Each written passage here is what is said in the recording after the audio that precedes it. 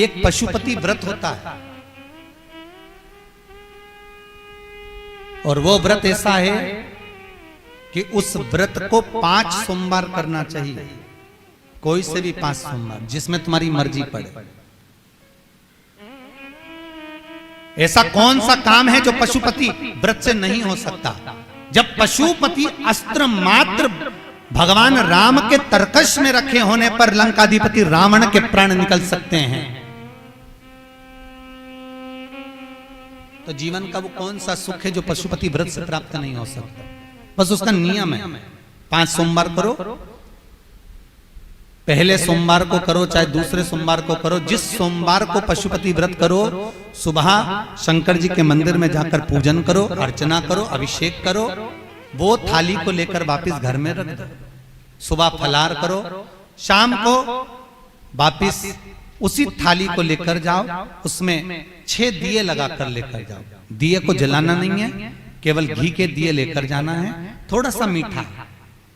शिव महापुराण में, स्कंद पुराण में जो पशुपति व्रत बताया है उसका विधान, थोड़ा सा मीठा लेकर जाओ। शिव जी की फिर पूजन करो, पूजन करने के बाद में शाम के समय प्रदोष काल में पूजन करो। पूजन करने के बाद बाबा भोलेनाथ की आराधना कर कर 5 दिए शंकर जी के सम्मुख में लगा दो। जो मीठा लेकर गए हो उसके 3 हिस्से कर दो, 2 हिस्से मंदिर में चढ़ा दो, 1 हिस्सा और 1 दिया थाली में रखकर पूजन करने के बाद वापिस लेकर आ जाओ। घर के दरवाजे की देहली पर राइट हैंड में सीधे हाथ पर जो दिया लेकर आए हो उस दिए को जला दो और अंदर जाकर जो प्रसाद लेकर आए हो 1 हिस्सा उसको पाकर फिर भोजन प्रसाद ग्रहण कर लो। ऐसे पशुपति नाथ के 5 व्रत होते हैं। ऐसा कौन सा कार्य है जो भोलेनाथ पूरा ना करता?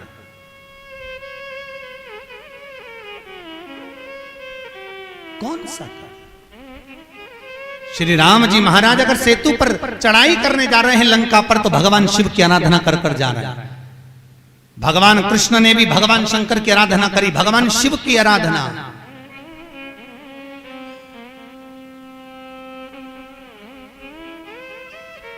शिवर्चन मेरे वेंकटेश भगवान तिरुमाला के शिखर पर अगर तिरुपति बालाजी विराजमान हैं, तो पहले उन्होंने भगवान शिव जी से पूछा कि हम यहां बैठकर तप करना चाहते हैं, आ जाएं? भगवान शंकर ने कहा आओ, और तिरुमाला के शिखर पर बैठकर तप करो, साधना करो, आपकी मर्जी पड़े वैसे निवास करो। मेरे हरि, मेरे तिरुपति नाथ, मेरे बालाजी, मेरे वेंकटेश भगवान कहते हैं, मेरे नारायण कहते हैं, भोलेनाथ हम यहां तप करेंगे और दुनिया के लोग आएंगे तो क्या होगा?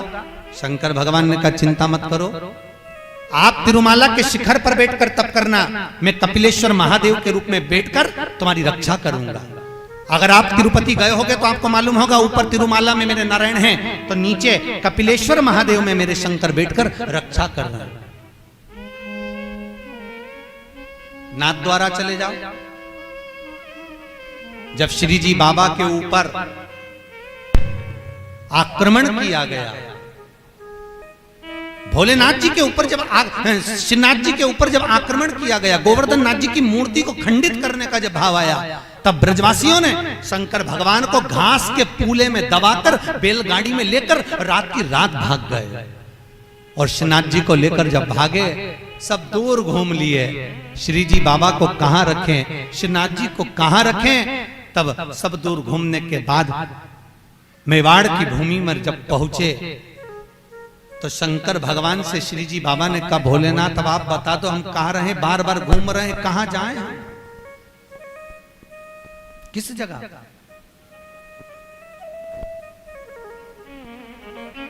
हम कहां जाएं, हम किस जगह पर जाएं? आप बताओ। भगवान शिव कहते हैं ठाकुर, हे श्री जी बाबा आप एक काम करो, आप मेवाड़ की इसी भूमि पर रहिए, आप यहां रहोगे और हम एक लिंग जी के रूप में आपकी रक्षा करेंगे। कभी आप नाथ द्वारा जाकर देखना, श्रीनाथ जी में श्री जी बाबा विराजमान है और उनके पास में एक लिंग जी के रूप में भगवान शंकर विराजमान। कोई ऐसी धरा, कोई ऐसी भूमि, कोई ऐसी जगह जहां शिव ना हो, हर जगह